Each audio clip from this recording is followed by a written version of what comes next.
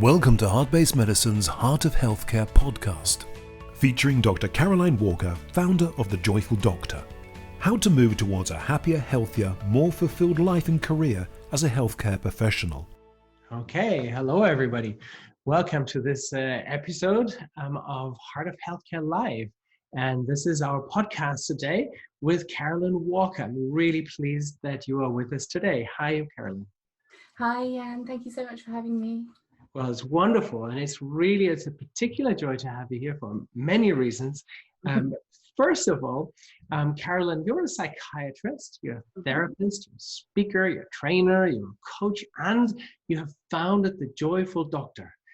And I was just so touched by this effort, by this initiative. I thought this is just so much of the roots of what healthcare professionals really need right now and what patients then get to benefit from. Tell us a little bit more about yourself and The Joyful Doctor and how you got to start. Sure, yeah. So I'm one of those people that always wanted to be a doctor since I was, 5, 6 years old. You know, I'd watch it on doctors on TV and think that was the most amazing thing in the world to do. They healed sick people. They seemed like really great people, seemed interesting. And so that was me, you know. I was set on that conveyor belt all the way up to medical school and beyond. And then when I came out onto the wards in my sort of mid-20s, I got a really, really terrible shock that actually the art of practicing medicine is really quite tough, you know. And within weeks I was struggling. And throughout all my early years as a doctor, I really struggled with my mental health, particularly. I had lots of episodes of depression, burnout. And through struggling as a doctor, I got interested in helping other doctors and other healthcare professionals with their well-being. You know, I noticed that somehow we're really great at looking after other people, but we really struggle to look after ourselves. And so gradually, I just specialised more and more in helping other doctors, and through that The Joyful Doctor was born. And we're an organisation, we run like a not-for-profit, and we basically try to improve the well-being of doctors and other healthcare professionals through one-to-one coaching, well-being based trainings like webinars and workshops and events. And we have, you know, a fairly strong social media presence as well, trying to kind of break down that stigma of what it means to struggle a bit as a healthcare professional, to let people know it's okay. You know, it's all right to struggle and it's okay to get help.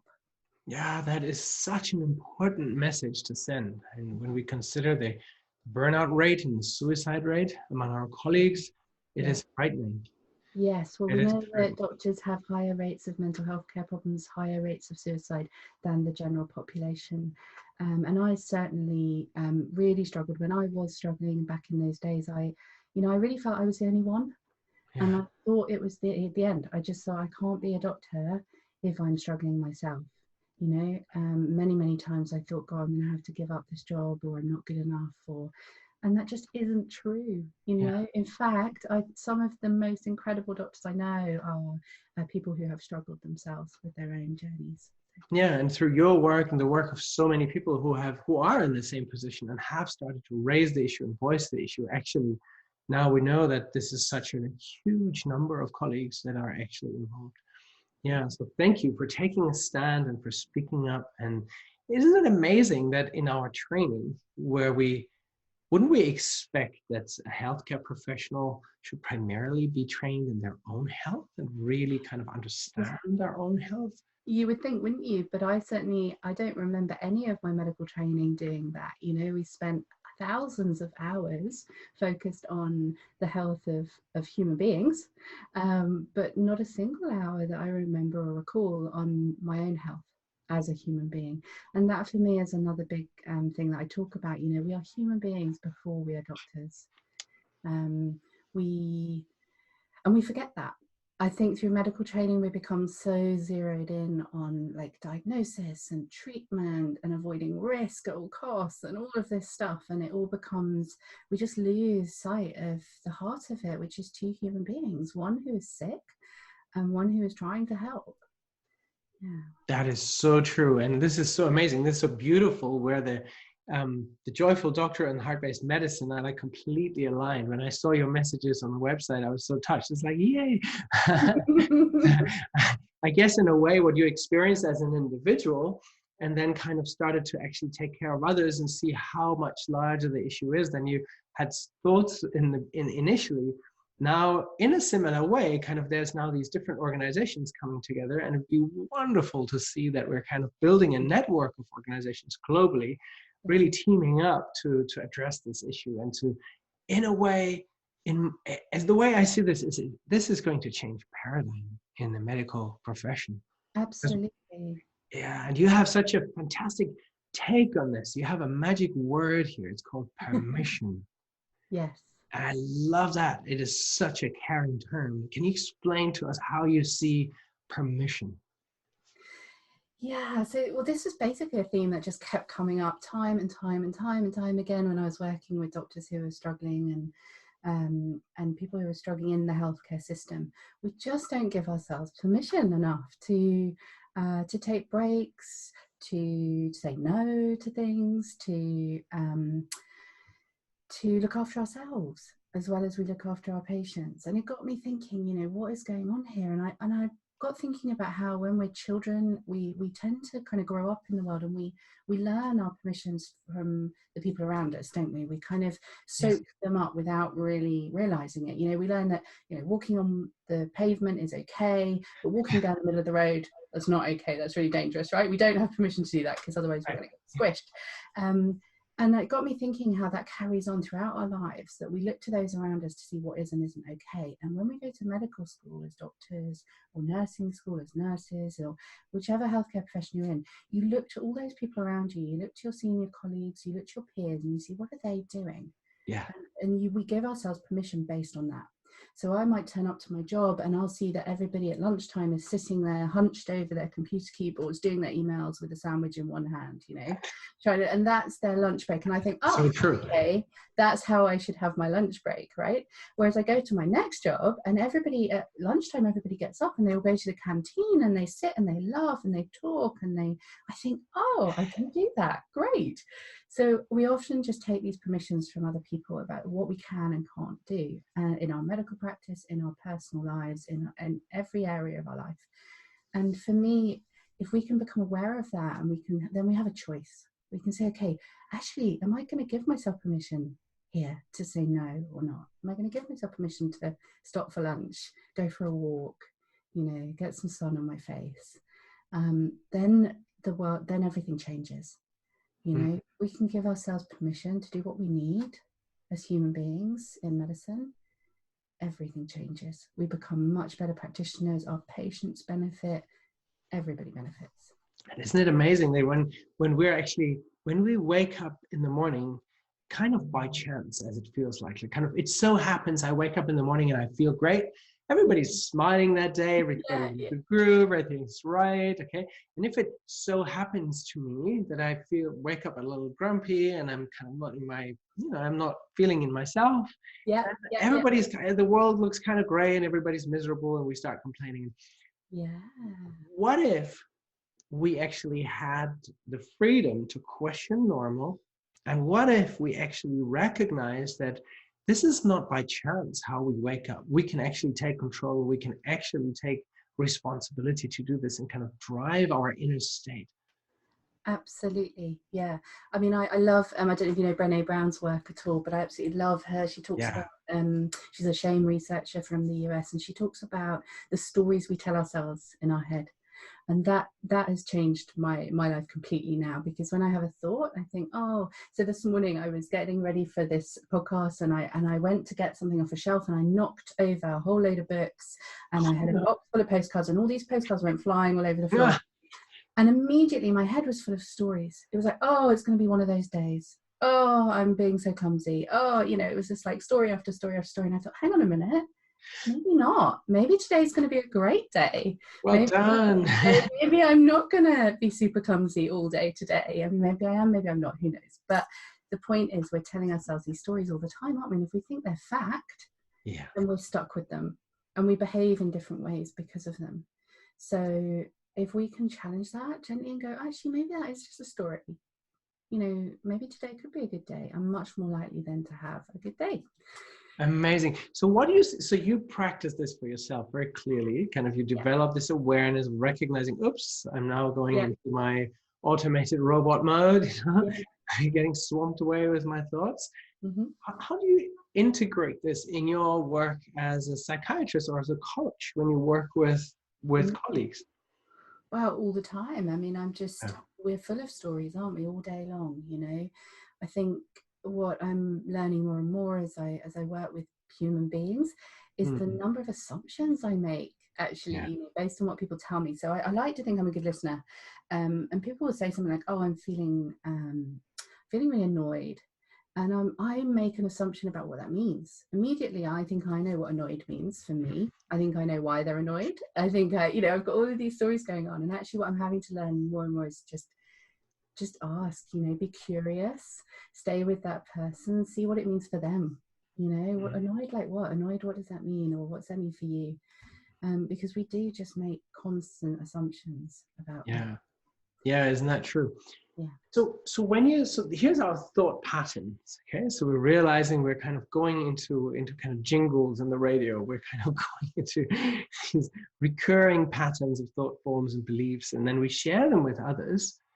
And as you said in the hospital canteen, you know, we go together into sandwich and coffee eating. We go together to the vending machine. So we share the habits even. So those thoughts then turn into actions. Yeah. And when we try and reverse this, so the first step of taking responsibility is kind of saying, okay, now I'm not going to think this anymore. Okay, now let's change thought framework, or let us change action. Okay, now I'm actually going to do something nice to me, or I'm actually going to care for me or somebody else. Yeah. Then we perceive this as kind of a loving act. And it seems like that these loving acts emerge from something we say or do. As a psychiatrist, what is your take on this? Is love something that is the result of action and speak? Or is love something that is actually available already, and we can kind of open ourselves up to this? If we can make ourselves available to this, we can surrender into what already exists. Yeah, what a fantastic question. My goodness. I think it's both. You know, so I'm a recovering addict. So I'm an alcoholic. I just celebrated 6 years sobriety. Yay, and my journey with that has really led me to discover that I think there really is an energy of love around that we can tap into if we choose to. I do think it's there. I think it exists between human beings. I think it exists within us, around us. It's everywhere. But I also think that we are animals, and we're behavioral. And I really believe that we can do things, we can think in ways and act in ways that then encourage that love within us and between us. So I can choose to have, to think a loving thought about somebody, you know. Somebody shouts at me, I can think, oh, that's really unfair. Can't believe they just did that, rah, rah, rah. Or I can think, God, I wonder what's going on for them today that's made them so angry, you know. So I think it's both. Personally, I think, and as a psychiatrist, I see it in people's lives. I see when people are profoundly depressed, for example, that the love is still there in their life. They just can't quite access it. They just can't quite feel it or be in connection with it until that depression lifts.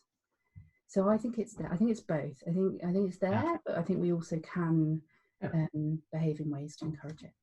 Yeah, clearly there can be there can be a synergism. We can it can be cross-fertilizing. Looking at physics, the particle perspective and the wave perspective can both be they kind of coexist and interact in some way that we still need to understand better. So I'm totally with you here. So what is in the way? So that part that kind of everybody knows that it's actually, this is who we are fundamentally, but something is in the way, so we can't really allow ourselves. I feel this is like at the root cause of what you call permission. Yes, I was going to say that brings us back to permission, doesn't it? Are we giving ourselves permission to stop and actually feel it. And I think what was interesting about COVID and the coronavirus pandemic is that it actually did give us all a bit of a chance to stop and rethink things, didn't it? It kind of shook us up. It kind of stopped us in our tracks, and we all went, oh my goodness, oh, we might not have that long on this earth, and oh, things can change really suddenly. And this experience that for a few people amongst us in the population they'd already had major life-changing events happen to them, but not the whole population. Whereas coronavirus came along and it was like bang, right? We were all shaken to our core a little bit, and I think it gave us permission to stop and think, what's important actually, what matters. When we can't do this and we can't do that and we can't do this and we're worried about this and we're scared about that, what actually really fundamentally matters to us? You know, how do we want to spend our time on this planet? So I think it's about permission, and it's giving ourselves that permission. I think that's the key, and giving each other that permission. So in medicine, we often look to our colleagues and peers for what's okay and what isn't. So if I see a colleague over there saying no to somebody, I'm much more likely to be able to say no to somebody as well. Yeah. So I think we need to give ourselves and each other that permission to stop, to connect with what's really important, and to practice medicine in a way that really matters to us. You know, I've seen a lot of doctors at the moment really distressed, really down, demotivated, because they can no longer practice medicine in the way they want to. They're doing, so a lot of general practitioners in this country who are like family doctors who love seeing patients face to face, right, all day long, and now seeing them more and more online or by telephone. And they're losing that really kind of interpersonal, lovely human to human contact. And they're missing it. It's taking the heart out of their practice for them in many ways. So Isn't that saddening? Yeah. That's saddening. So some people, I mean, you're really well connected with I think the NHS GP group. I think I think you mentioned that there's a group of GPs actually meeting on it. There's an NHS platform where GPs can meet and exchange and share ideas and needs and try and see whether they can promote ideas and see to. Yeah, it's actually not just change. Not just GPs. All NHS workers across all disciplines actually came together throughout COVID to talk about well-being, to talk about what can we do here, to learn from each other, from all that. Because what was happening was well-being was starting to be recognised as an important thing to focus on, right, on our staff well-being. But COVID kind of just accelerated that, and it kind of brought people together, and so they could learn from each other. And things that were happening in little pockets around the country were kind of joined up so that we could all start to learn from it. It has been wonderful. Really. This is just one of those things where the NHS, the UK and the NHS are just light years ahead of so many other healthcare systems, where there's like, within no time, there's platforms available in the spirit of actually getting together. I think it comes to the spirit of it. I think sometimes we let ourselves down a little bit, but the spirit of it is definitely there. This kind of like, yes, a call to, not a call to arms, a call to, it's more like a duty, like a human imperative that we must help each other. That we must do something when people are suffering. And I think there's been a growing recognition that we are the ones that were suffering. We were the ones that were burning out, that were overwhelmed, that were anxious. And then COVID comes along and suddenly we're like, well, how are we going to cope with this, right? If we were struggling already, you know, how are we going to manage if, with this extra load? So there's been a lot of people trying to think about how we can help people through that. That's beautiful. And there's like a new quality. I mean, you mentioned the call to arms, and that's such a, you know, this is so often a healthcare language, you know, we have the fight against, and it's kind of all over. And in a way, this is a bit of it is a bit of a Dunkirk mentality, right? So let's stick together and help each other. But this time it's not war. This time it is actually a paradigm shift about, it is still the motivation to actually care, the fundamental ethical call to care. Yeah. But this time it is about healthcare. And some people say that in a way, humanity, policy, regulations, insecurity, ignorance has actually trumped medicine. It is, Yeah, absolutely. Well, and the stories, I don't know about you, Jan, but the stories that stay with me are the ones of the families that were separated at the time when their loved ones died, or, you know, those moments where a healthcare worker stayed at the bedside of somebody holding their hand and reading them their favourite poem because their loved one couldn't get there. You know, it was those moments that are going to matter to people more than, you know, which dose of which drug they got, or, you know, how many, you know, when which intervention was given. And those things are absolutely important, of course they are, but you're right, I don't think they can't possibly trump that human connection. Yeah. It's interesting we touched on this idea of the war metaphor, and I'm a bit in two camps on this one. I think, to use another war metaphor, I think there are pros and cons, because if we look at what's happening in war and amongst comrades in arms, you know, amongst soldiers, yes, there are some potentially negative and unhelpful things like fighting or being defensive, or, you know, these, but there's also some incredibly helpful concepts like connection, togetherness, unity, strength. And I think if we can sometimes use those metaphors, but just be mindful of how they impact on us. And I agree, I think there is a paradigm shift at the moment. I feel it. I think it started possibly a decade or two ago, very slowly, but it feels like coronavirus has just kind of sped it up a little bit. Yeah. It's amazing. So how clear this becomes to everybody, both the healthcare professionals, and I think you outlined this beautifully, how the healthcare professionals are kind of increasingly drained. The work that has been done at the front lines is just heroic. It's incredible. The continuity, the relentlessness, and the availability to, and the flexibility to constantly shift, you know, change shifts and switch and swap and replace and help each other and stay in a team and stay together. It's unbelievable, the burden on the healthcare system globally, whether you're in a hotspot or not. And of course, behind each of those individuals is another family who perhaps isn't seeing their loved one, or an individual who is there in that moment, fully present with the team and to help their patients, who then goes home at the end of the day utterly broken and exhausted. And I think for me, it's about finding that balance between how do we pull together and keep going, but also at the same time look after ourselves and stay well, and allow ourselves the permission to still live our own lives, you know, to still have time with our families, to still have time off, to still take care of our own needs as well as our patients and our colleagues. Yeah, thank you. And it's interesting you're mentioning a family. This is a particular moment for me, is that when I'm in hospital and as an infectious disease person, you know, in hospital hygiene and all the good things, so I have this role to also ensure that those things are actually happening according to the way that they should. So yes, in the children's hospital, there's only one parent per child. So at least we have one parent per child. That's good. So there's some rules and regulations minimizing it. And I can totally see the value of those. And then my 88-year-old mother is right now in a geriatric hospital. And so the rule there is nobody can see her. Yeah.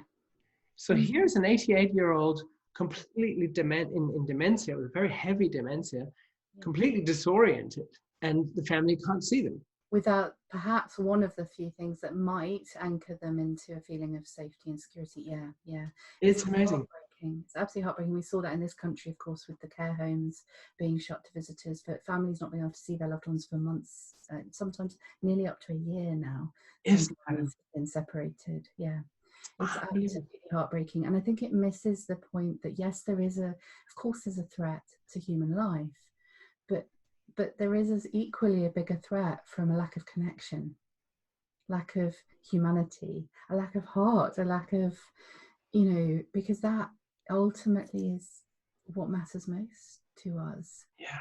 You know? If you zoom forward 5 or 10 years, as a psychiatrist, and you look at the children that are now 3, 4, 5 years old, and they're growing up in this kind of fully masked up environment, and in kind of the feeling that everybody else is a potential danger and all of that. And you look at the elderly now in nursing homes or in elderly homes, or not allowed to see and actually meet and feel their beloved family. Yeah. What do you think is going to be the greater pandemic? The virus pandemic or the fear pandemic? What is going to have the longer lasting impact and effect? I don't know. I mean, I part of me wants to kind of buy into that whole kind of doom and gloom scenario that, oh my goodness, we're going to have an absolutely mental health overwhelm pandemic. We're going to have a fear pandemic. But actually, I think what we know from how humans adapt and change is that things do tend to resolve and go back to normal eventually. Having said that, there's no way that this isn't going to have some sort of impact, right? If we look back at major events like world wars, or people carry those stories with them for their whole life, don't they? And this is what, if we go back to what we were talking about in the beginning, if we can raise a generation of children who realize that they have some control over what they're thinking and feeling, that they can at least acknowledge what they're thinking and feeling, they can do something about that. They can, and they don't have to do it alone. They can talk about it with people, that it's okay, you know, that it's the human condition, right? That we feel all these different feelings and we struggle. We all get scared. We all get scared, and that's normal. If we can raise a generation of children that can think and do that, feel that way, feel empowered to have some sort of potential to change their own internal world in some way, and I think we'll be okay. I think if we raise a generation of children that thinks, well, you're scared, that's it, there's nothing you can do about that, you must just stay scared, you're a scared person, you're a scared generation, there's, you know, then we're in trouble. But I think it's, I mean, that's the wonderful thing about being human, isn't it? We have equal capacity to heal and grow and learn than we do to feel all of those other negative, bad emotions and things. So I think we'll be okay. I'm quietly optimistic that however this pans out, we'll be okay, because we're in it together. And that's the key for me. If we can stay in it together, stay talking about it, stay open about it, model to people that it's okay, whatever it is you're going through, it's okay to be not okay, and it's okay to get help, then I think, yeah, we'll be okay. Beautiful, Caroline. Thank you so much. I mean, you really, you know, you've shared a little bit your life story, and you're just just like an exceptional role model of actually moving from a state of despair and confusion to really find your inner balance, to find your trust, go through that route and see that you can give yourself the permission to work in a different way, to not accept the status quo that you're in and that your environment it is, to question normal, to question what is going on around you, to be kind to yourself and to your patients, and first of all, to be a human before you are a doctor, and to kind of then see that you have the freedom to make that choice, that choice is yours, and it's not something that is happened randomly. Yeah. And even when that choice is taken from us, even if we get an illness, like you described your mother struggling at the moment, even if I get unwell, if I become unwell with my bipolar or disorder or my alcoholism again, I still have a choice. I still have a choice at that point, right? Is what I do about that. I can still get help. It's not easy. I'm by no means joyful all the time. For me, being joyful means experiencing all of the human emotions and that being okay. But yeah, I do believe it's really important that we share our stories, that we share our vulnerabilities, that we share when we struggle, because that's the only thing that gives other people permission to do the same. Beautiful, Carolyn. Thank you so much for your path, for being a warrior, for setting up the Joyful Doctor. We're going to be in contact, in exchange. Very, very beautiful. All the best to you. Have a great week. All the best to your family. Thank you so much for being with us today. Thank you. And thank you so much for having me here, and all the best to you and your family too. This has been a Heart-Based Medicine production. Thanks for listening.